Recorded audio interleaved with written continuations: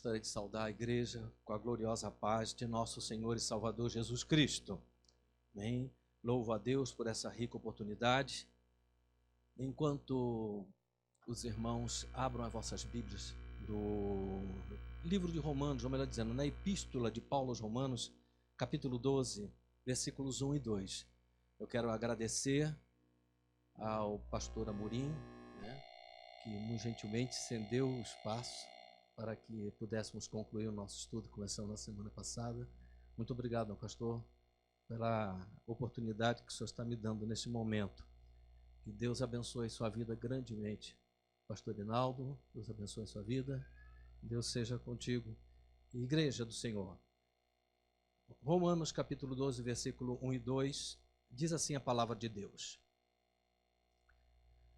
Rogo-vos, pois, irmãos, pela compaixão de Deus, que apresenteis os vossos corpos em sacrifício vivo, santo e agradável a Deus, que é o vosso culto racional.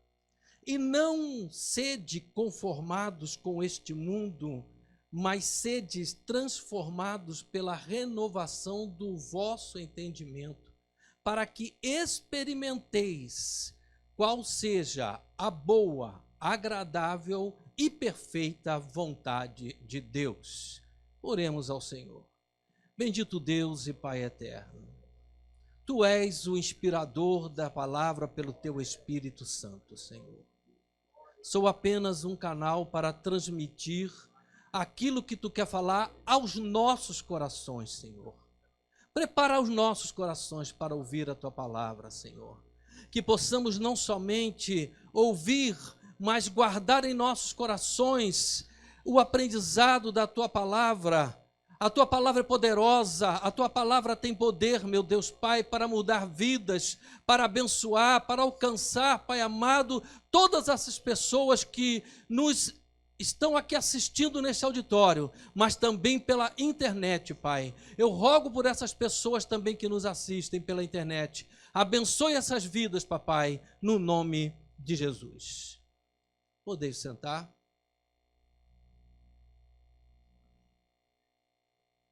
Irmãos, para os irmãos que acompanharam o estudo já na semana passada, puderam observar que nós já ministramos acerca do versículo 1 deste capítulo.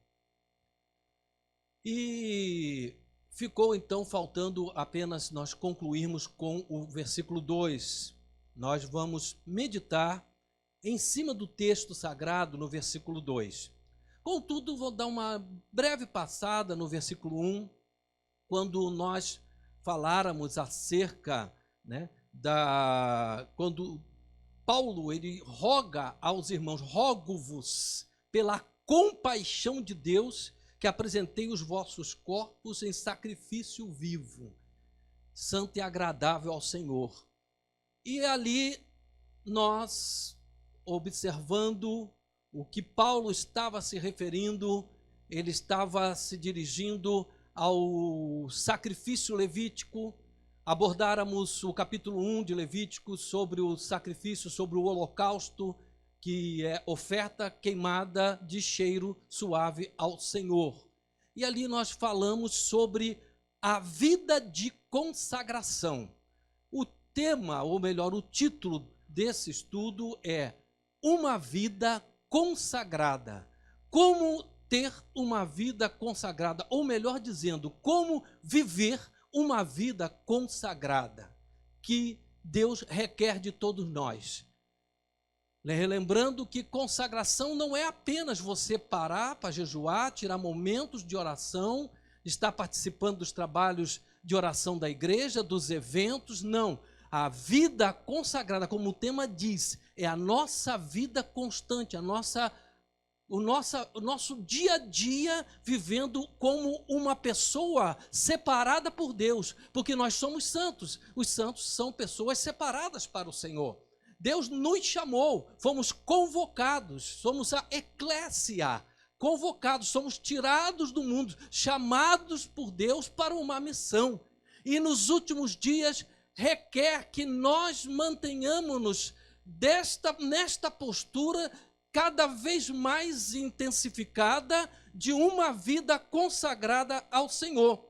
E dentro desse contexto, o versículo 2, ao qual nós queremos abordar, no qual diz assim: e não vos conformeis com este mundo, mas transformai-vos pela renovação do vosso entendimento, para que experimenteis qual seja a boa, agradável e perfeita vontade de Deus. Então, meus queridos irmãos, Paulo já no versículo 2, ele chama a atenção: não vos conformeis. Conformar aqui não quer dizer apenas, não quer dizer estar no sentido de uma conformação, estar aborrecido, eu não me conformo com isso, não é nesse sentido. Conformar, de acordo com o texto bíblico original, quer dizer: não vos amoldeis a, não vos moldes conforme este mundo. Este mundo, no caso aqui, o texto bíblico original não traz os dois termos que nós conhecemos popularmente como mundo, né? Fala de o mundo presente, o presente século. Em outros textos, vocês devem ter observado, vai falar de presente século. Então, para que nós entendamos muito bem o que o apóstolo quis nos transmitir, com base no que ele aprender aos pés de Gamaliel, porque temos que ter em mente que o Novo Testamento nasceu do conhecimento que os apóstolos tinham do Velho.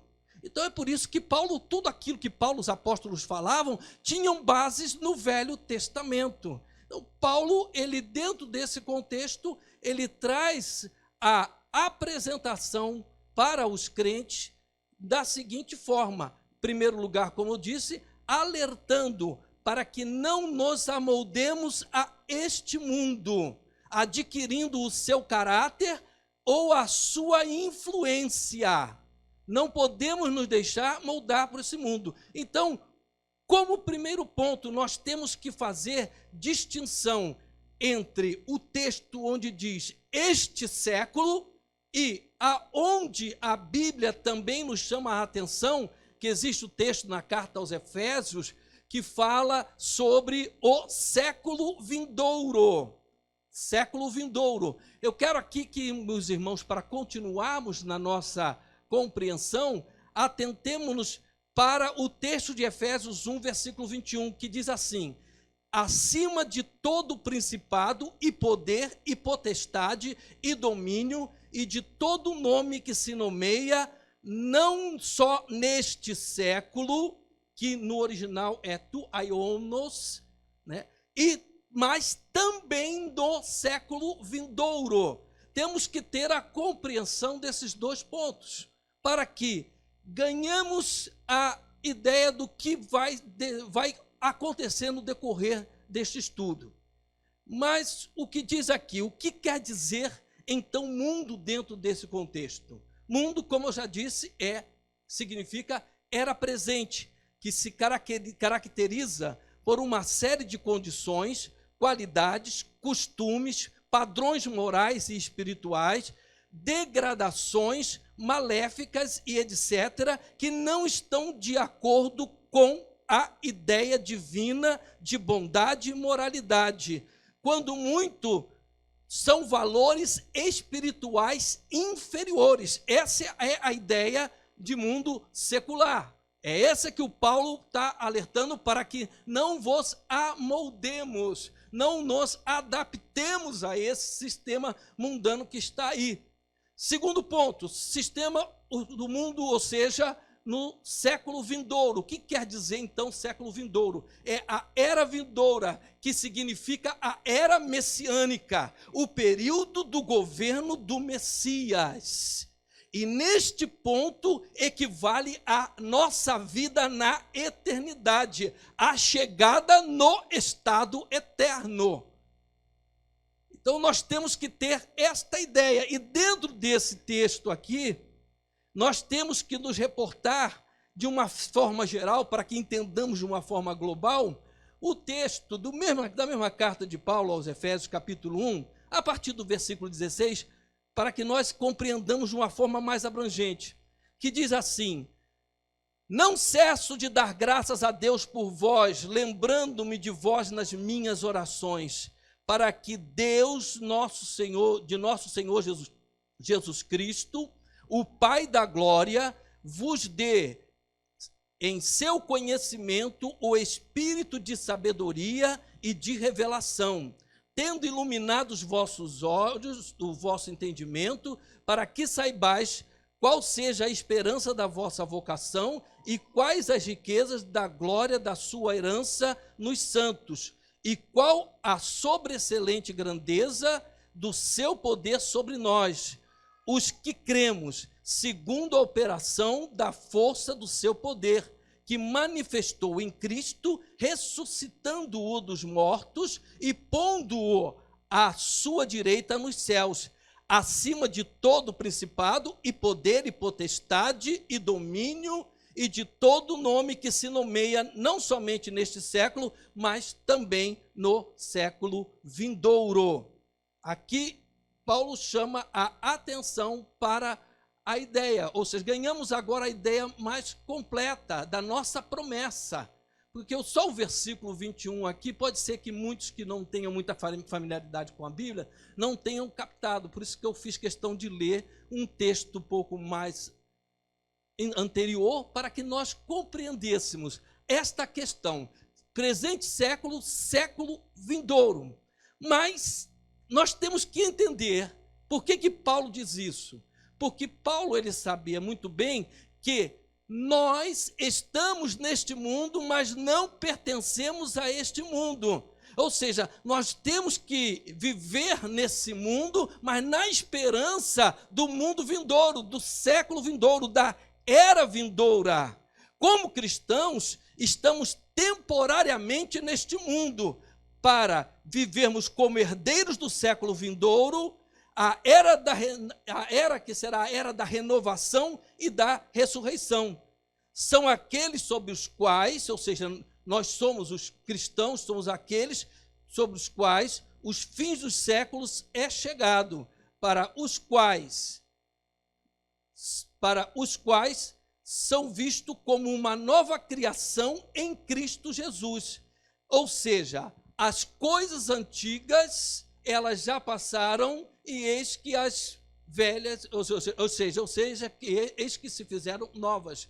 As coisas antigas, coisas velhas já passaram, e eis que se fizeram novas. E pelo Espírito Santo de Deus, que habita em nós, que é o penhor da nossa herança para o século vindouro, que pode resistir à tendência que nós temos no nosso velho homem de nos adaptarmos a este século atual. Ou seja, aqui Paulo está chamando a atenção de que quem tem uma vida consagrada, que vive uma vida consagrada, ele vive neste século, mas os olhos deles estão na promessa vindoura, na Jerusalém celestial, na cidade santa, na vida eterna, que está preparada para todos nós. A vida de uma pessoa separada para Deus, consagrada a Deus, ele sabe que as coisas velhas passaram e que tudo se fez novo.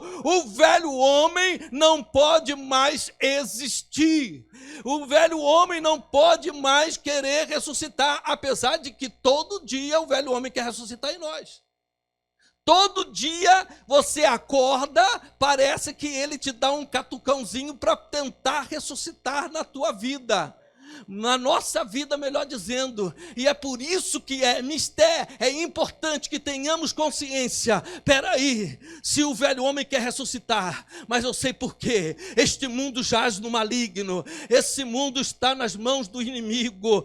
Então as suas hostes infernais estão trabalhando para que o meu velho homem ressuscite, o meu velho homem ele brote de novo. Mas eu sou um crente consagrado ao Senhor, separado para Deus, e não sou deste século, apesar de estar vivendo nele, mas não pertenço a este século, a este modus vivendi do ser humano.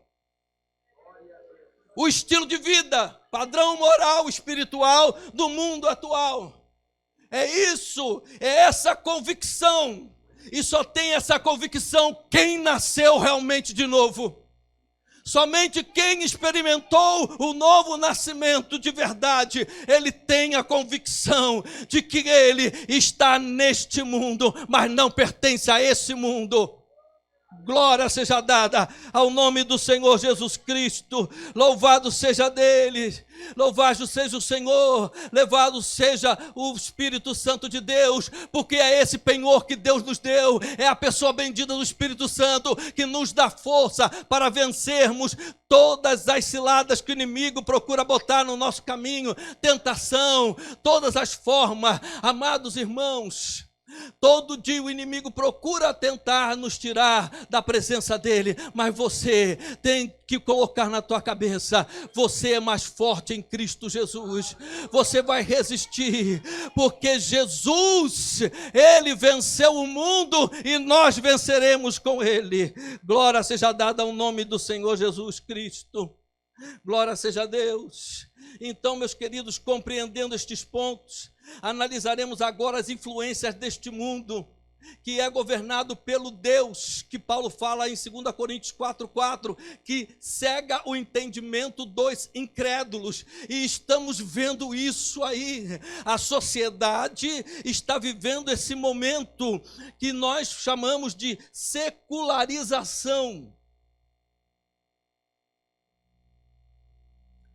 A secularização.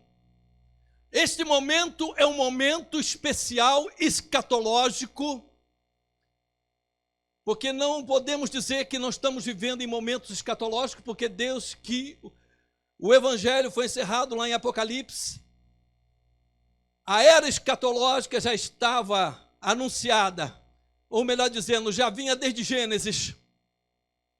O anúncio das coisas vindouras, a começar pelo próprio anúncio do próprio Deus, que da semente da mulher nasceria aquele que pisaria na cabeça da serpente. Mas essa era que nós estamos vivendo, prezados irmãos, é a era de Laodiceia. Para quem estuda escatologia, sabe bem que na divisão das 7 igrejas, existe uma corrente teológica, e a Assembleia de Deus tem essa adoção, já vi em algumas revistas da nossa escola dominical, alguns livros nossos, que as eras, que cada igreja representa uma era da igreja na terra.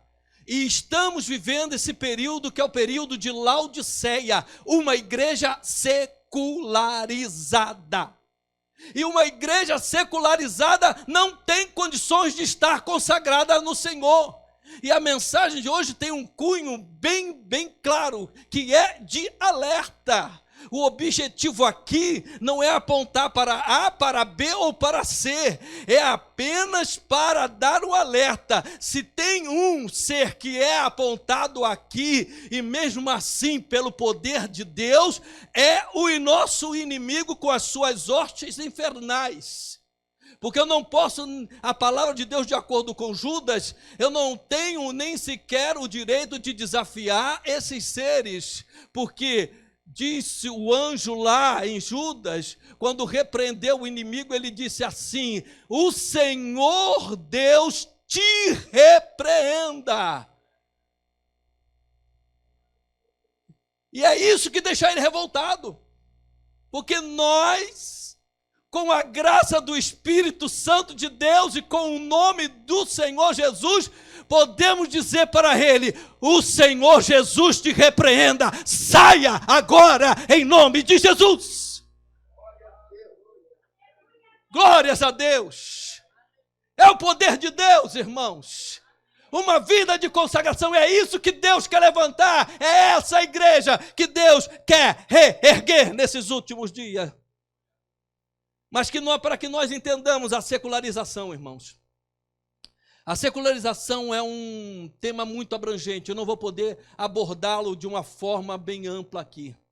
Mas eu posso trazer aqui uma definição que diz assim: a secularização é um processo através do qual a religião perde a sua influência sobre as variadas esferas da vida social. Essa perda de influência repercute-se na diminuição de número de membros das religiões, no nosso caso, o cristianismo, e de suas práticas, na perda do prestígio das igrejas e organizações religiosas, e na influência desta no âmbito da sociedade, na cultura, na diminuição das riquezas das instituições religiosas e, por fim, na desvalorização das crenças e dos valores a elas associados. Podemos não perceber, meus irmãos, mas fiquem atentos.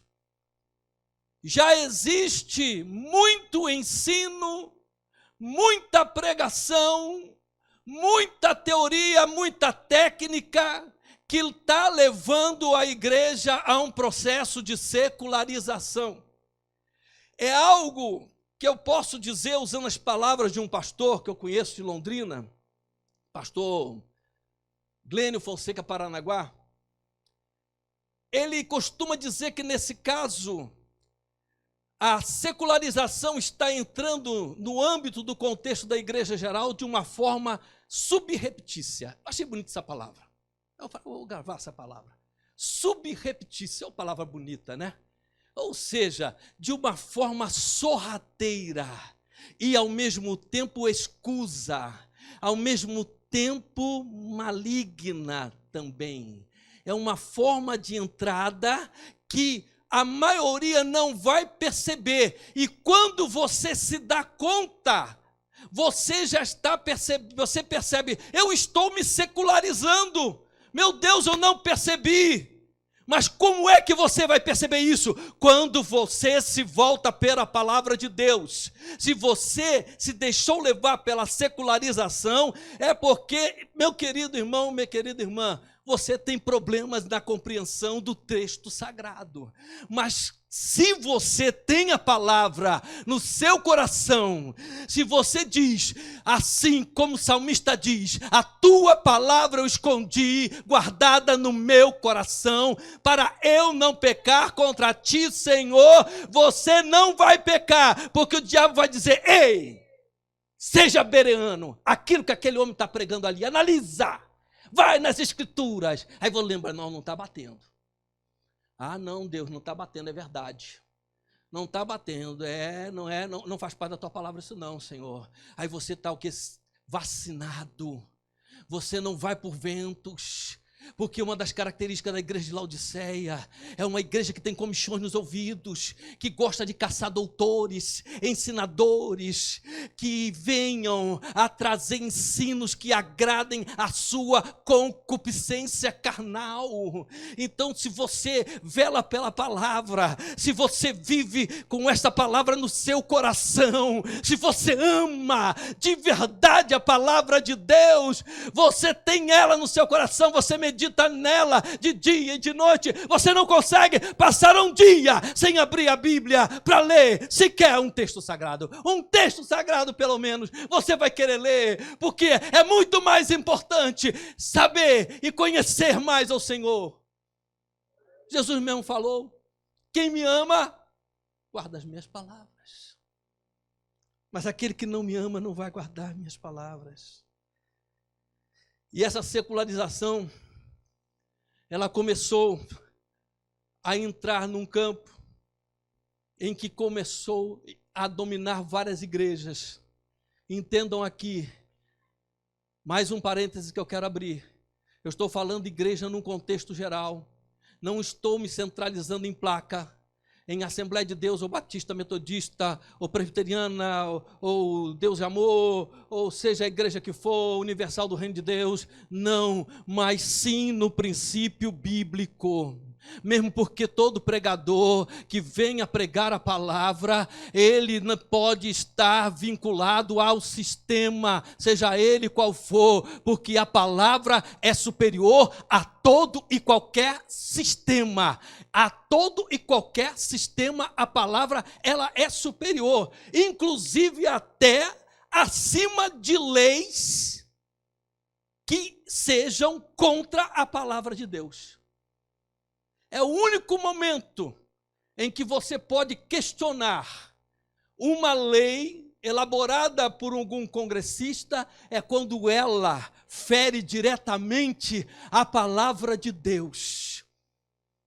A Bíblia deixa bem claro quando diz, Pedro, quando ele estava naquele momento em que eles estavam pregando os apóstolos, e todos tentaram impor uma determinação que já tinham conversado com o imperador, para que não se pregasse, era proibido, foi criada uma espécie de norma que era proibido pregar o evangelho, não se podia pregar o evangelho.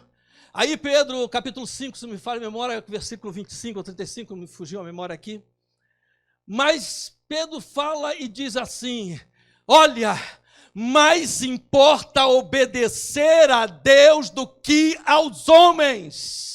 É nesse sentido que Pedro está falando. No passado, os rebeldes usavam isso para se levantar contra pastores. Se rebelavam contra pastor, sabe, pastor Amorim? Não, eu bati de frente com aquele pastor. Sabe por quê? Mais importa obedecer a Deus do que os homens. Não é nesse sentido, irmãos. Está vendo como é bom entender a Bíblia? Está vendo como é bom saber da palavra de Deus? É nesse sentido que o apóstolo estava chamando a atenção. É por isso que homens de Deus se levantaram contra as leis que estão aí, né? As leis do aborto, e várias outras leis, que eu não vou citar aqui, várias outras leis, que eu já posso dizer que eu procuro falar de uma forma bem elaborada, mas no Facebook eu fui bloqueado, porque eu dei uma resposta boa para aquele tal de Porchat, né? Aquele da porta. Não vou fazer propaganda, né? Então coloquei, aí fui bloqueado. Deu uma resposta ali, não diretamente a ele, é um grupo que defendia ele, tudo ali, e coloquei ali bem alinhado, casando o texto bíblico e tal, chamei ele de filho do diabo indiretamente. Se ele entendesse, ele entenderia aquilo ali. Acho que entendeu que me denunciaram no Facebook e foi bloqueado. Glória a Deus por isso, né? Glória a Deus por isso. E nós temos que ser assim, né? Falar, pregar a palavra de Deus, defender o evangelho do nosso Senhor Jesus Cristo. Precisamos de crentes que estejam acima dessas coisas, porque o mundo secular, a secularização tem por trás, como eu falei, o Deus deste século, o diabo que procura dominar as mentes. Sabe, vocês sabem muito bem que lá na tentação, quando o diabo ofereceu a Jesus, falou assim, Jesus, olha aqui, ó, tá vendo? Tá vendo os mundos? Tá vendo o reino do mundo, a glória deles? Isso foi me dado. O diabo falou, isso foi dado a mim. Mas ele não está falando do mundo físico, ele está falando do sistema mundano, ou seja, político, social, religioso, o sistema aonde está incluso o homem como sociedade. Sabe por que ele disse que foi dado a ele? Porque o homem pecou. Aonde há pecado, há legalidade para o diabo trabalhar. É por isso que surgem leis estapafúrdias, é por isso que surgem um monte de aberrações por aí que é por causa disso, influência demoníaca no âmbito da mente humana que ainda não conhece a Deus, que ainda não tem uma vida próximo a Deus, e é por isso que é necessário que se pregue o evangelho, principalmente para as pessoas que estão lá, e que se ore muito pelos nossos congressistas, pelo nosso presidente, que se ore para todas as nossas instituições, para que o inimigo não sopre em seus ouvidos, que eles não conseguem captar, não conseguem discernir que é o diabo que está soprando certas ideias. Mas se você orar e falar, Deus, Pai, olha, Senhor, não deixe que o diabo sopre nos ouvidos e na mente dos homens que elaboram as leis. Pai, e se houver alguém que serve ao inimigo, não deixe que esse projeto vá adiante. Levanta homens e mulheres que vão defender a tua causa, a causa da família, a causa da sociedade. É nesse ponto que nós temos que entender que o mundo está nas mãos do maligno. É por isso que a Bíblia, em todos os pontos, eu vou poder citar vários versículos, ele jaz no maligno. Deus amado, Deus tremendo. A secularização, então, o que explica esse declínio, então, entrando na igreja? Um fator, pelo menos, que ocorre nos países desenvolvidos, e já alcançou de uma certa forma a nosso meio aqui, é o aumento do prestígio da ciência, ou seja, o predomínio crescente da visão científica de mundo. O que está querendo dizer aqui? É uma visão, pode observar que tudo está se explicando pela visão científica humanista. O homem é o centro de tudo. Não, a diversidade, essa fala toda, essa conversa toda. Você vai analisar, não, realmente, faz sentido, né? Mas temos que olhar o que há por trás. Qual é a intenção, o que se coloca nas entrelinhas das ideias que são apresentadas, que em princípio são ideias para um bem comum. Quem vai ser contra? Quem é que vai ser contra a essas ideias que são para um bem comum? Mas o cristão atento, ele vai observar que muitos dos projetos lançados como um bem comum têm no seu âmbito alguma coisa anticristã. E é por isso que a igreja tem que estar com a palavra no seu coração, porque se você não tiver Bíblia, você não vai ver. Se você não tiver Bíblia no seu coração, se você não tiver a palavra de Deus no seu coração, você não vai enxergar essas coisas que estão embutidas. O próprio profeta Daniel, ele fala que a ciência se multiplicará e muitos correrão de uma parte para outra, mas a ciência se multiplicará. Ele chama a atenção para isso. Ele está falando dos últimos dias, desse momento que nós estamos vivendo. Vivemos, como eu disse, no momento escatológico de Laodiceia, um período de uma igreja apóstata, cheia de comichões nos ouvidos. Olha o que Timóteo diz, no capítulo 4, versículo 3. E haverá tempo em que não suportarão a sã doutrina, pelo contrário, cercar-se-ão de mestres segundo as suas próprias cobiças, como que sentindo coceira nos ouvidos. Meus irmãos, do século 20 para cá, em muitos seminários, começou a abrir uma espécie de liberalismo, começou a surgir o liberalismo. Liberalismo, quando eu falar de secularização, está incluído liberalismo, relativismo, todos esses ismos nessa linha estão dentro do contexto da secularização.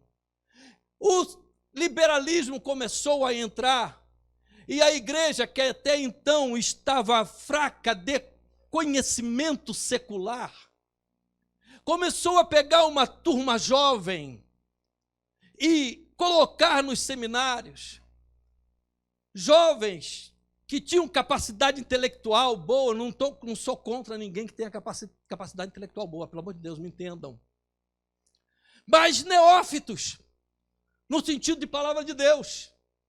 Colocavam em seminários, preparavam eles, e eles saíram, eles se graduavam, chegavam ao PhD, e tornavam-se professores de seminários para ensinar os candidatos ao ministério pastoral a pregar as Escrituras, sendo que eles mesmos nunca tinham exercido pastorado e nem haviam sequer dedicado à pregação.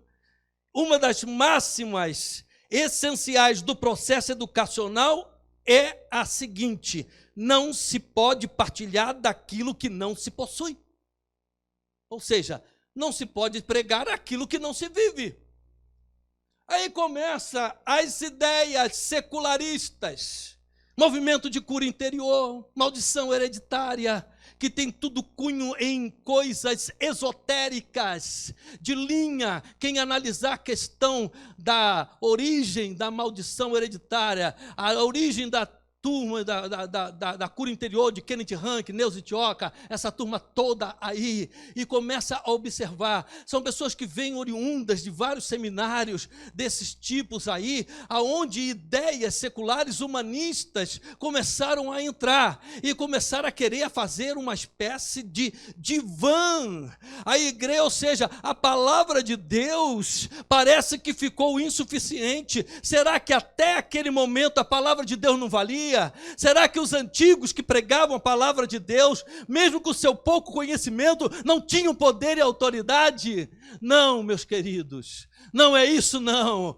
Tem que se entender muito bem. Poder e autoridade está tanto na pessoa que é sábia, que é culta, que é letrada, mas também naquele irmão que não tem cultura. Mas basta essa pessoa para isso estar cheia do Espírito Santo de Deus.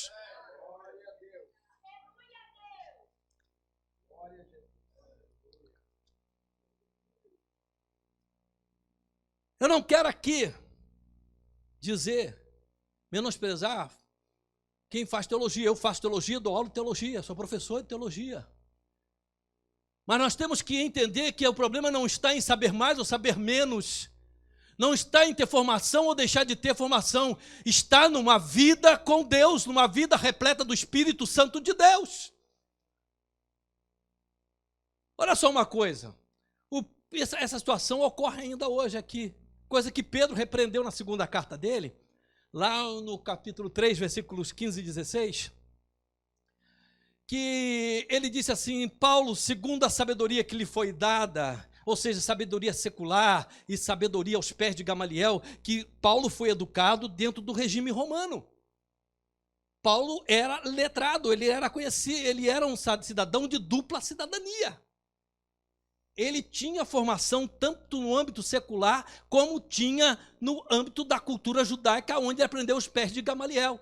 Aí Pedro fala assim: segundo a sabedoria que lhe foi dada, eu reconheço que há pontos de difícil interpretação no que Paulo fala, mas os indoutos e inconstantes distorcem para a sua própria condenação.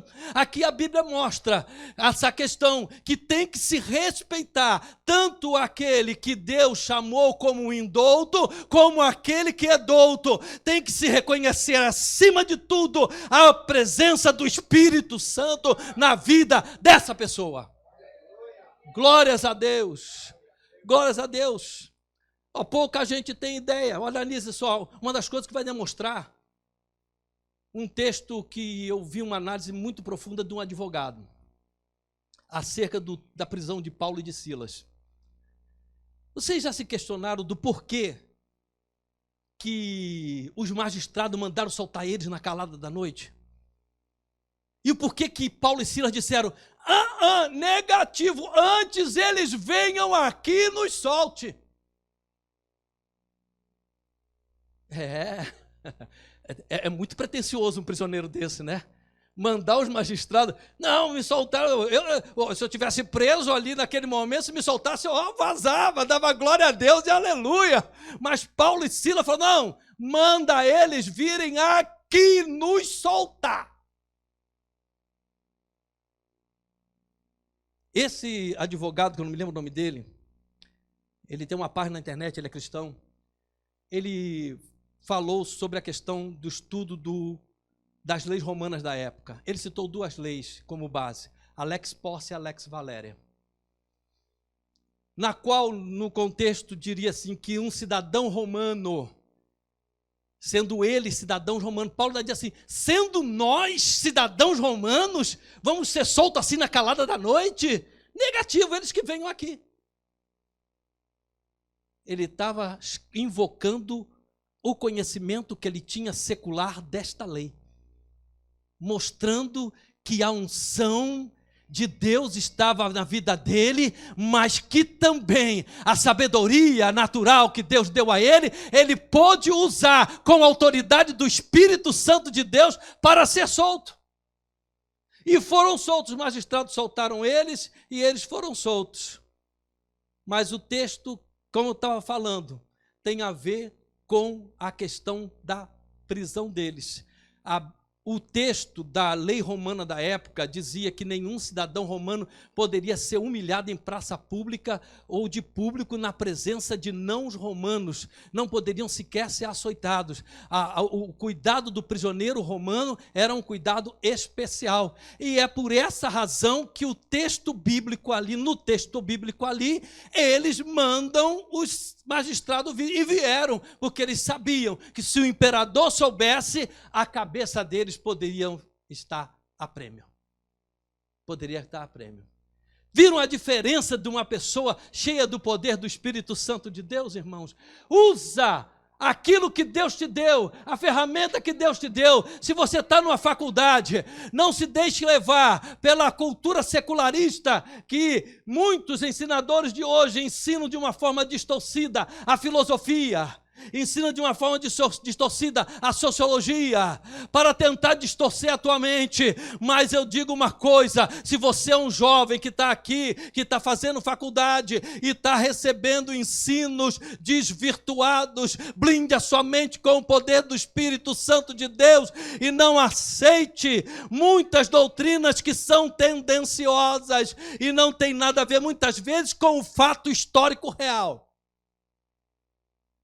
O tempo não me dá, mas eu poderia contar até aqui algo que aconteceu com um jovem. Quando eu dirigi a igreja do Jardim América, veio me falar sobre um absurdo que o professor dele falou sobre Emile Durkheim, que seria o pai da sociologia. Ele veio falar comigo, eu cheguei, então diga para o teu professor que é isso, isso e isso. Se quiser conversar, a gente conversa. Tá, estou esperando ele me receber até hoje, né? É porque ele sabe que, na verdade, o que ele ensinou foi tendencioso. Foi coisa com cunho político-social para moldar uma geração para lá na frente virarem marionetes de um sistema político dominador que pretendia se ter no futuro. Era isso. A função do homem de Deus é estar atento sobre essas coisas.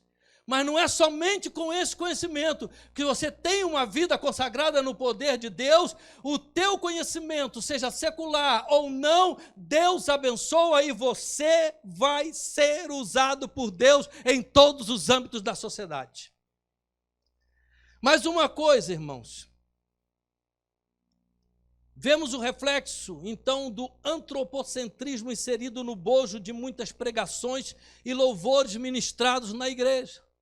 Pode-se observar, conta-se a dedo, louvores como aquele: a Deus toda a glória, a Deus toda a glória, a Deus toda a glória, pelo que fez por mim. Com seu sangue lavou-me, seu poder transformou-me. A Deus seja a glória para sempre. Amém. Cadê louvores que adoram somente a Deus? A maioria dos louvores que se vê são antropocêntricos. São louvores mais focados no homem. Se você está sofrendo, se alguém te espizinhou, você vai estar lá por cima e vai ver ele por baixo, você vai ver ele esmagado, esbagaçado. Louvores, eu estou exagerando um pouco aqui, mas louvores sutis, lindos. Uma das coisas que chamam a atenção é a questão também de louvores que negam princípios da palavra de Deus de uma forma sutil, mas a melodia é linda. Ai, Jesus, que coisa bonita. Ai, que lindo. Quem não se derramou quando escutou pela primeira vez em inglês? Aleluia. Aleluia. Aleluia. Não. Como é que é? Pai, eu quero te amar, ouvir as batidas do teu... Essa é a versão em português, né? mas a versão original, quem escreveu foi um ateu e escreveu num sentido de deboche para com a palavra de Deus. E botava como refrão, aleluia. A aposta dele era o quê? Na melodia. A melodia vai encantar, e encantou. E encantou. Mas graças a Deus quem teve a ideia de botar uma letra em cima dessa melodia. Eu não sei se Deus vai receber, até quando recebe, mas a gente chora, não chora? Aleluia! A gente sente, somos seres espirituais, temos emoção. A emoção está em nós, Deus nos deu emoção. Mas acontece que uma pessoa com a vida consagrada ao Senhor, até as emoções dele são blindadas pelo Espírito Santo de Deus. Então tem que estar se atento com tudo que vem para dentro do seio da igreja. Meus queridos, meu Deus, o tempo está indo. Louvado seja o Senhor por isso. Glória seja a Deus. Meus queridos, eu vou acelerar um pouco aqui.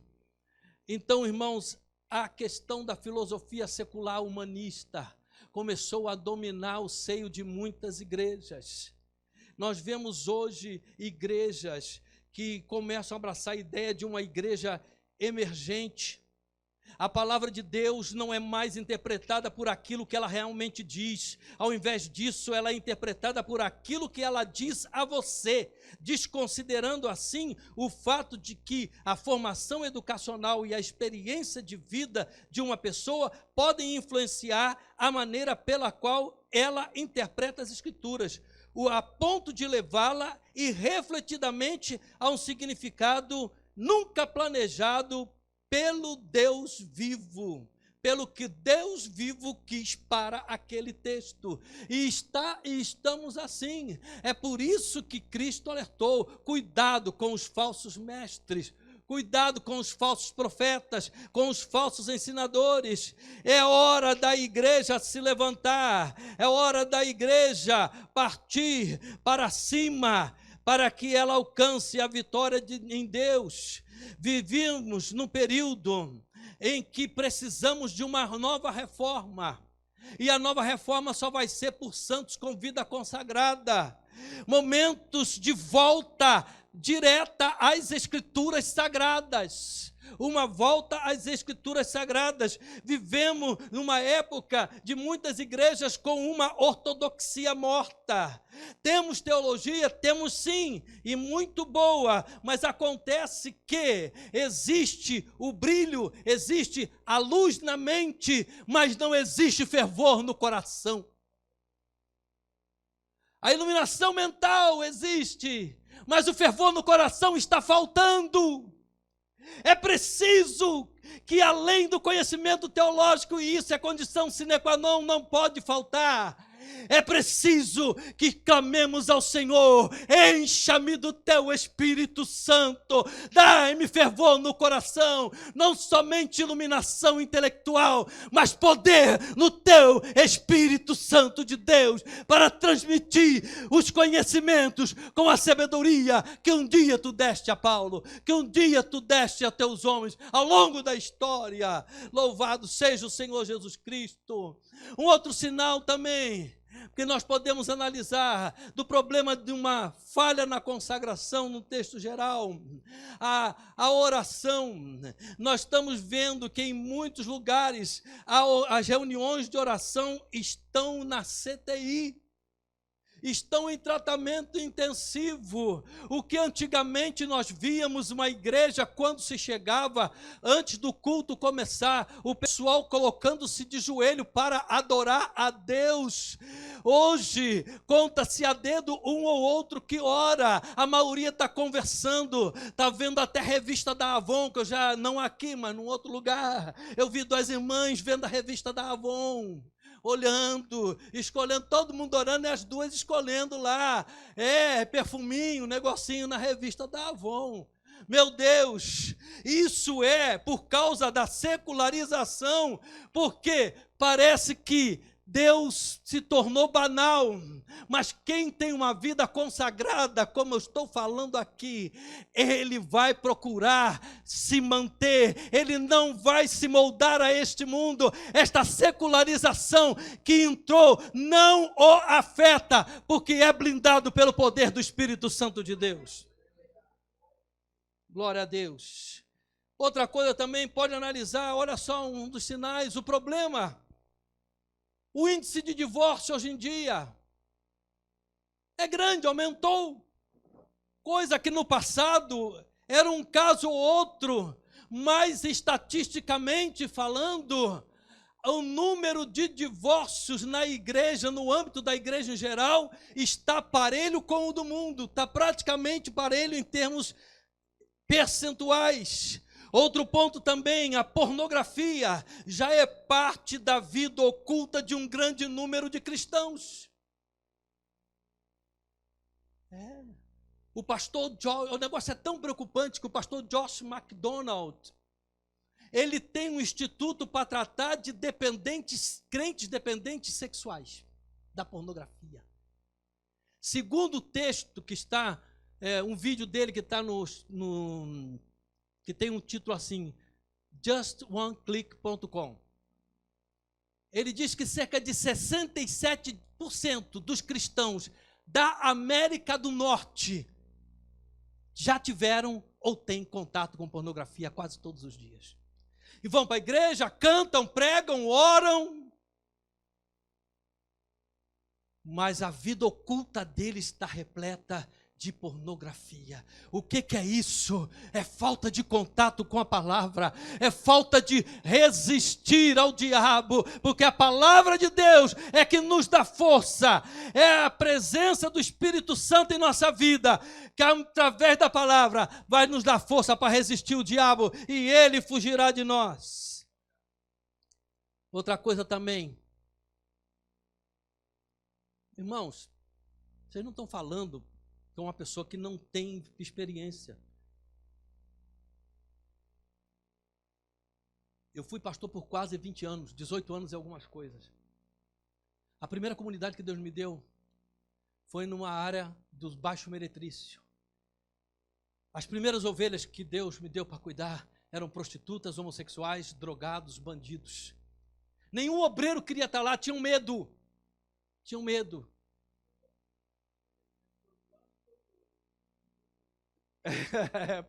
Pastoreou, exato, obrigado, né? Pastoreei a igreja, então eu sei do que eu estou falando aqui, e por todas as igrejas que eu passei, isso aqui que eu vou dizer agora parece duro, mas o índice de jovens que vão para a cama com seus namorados é muito grande,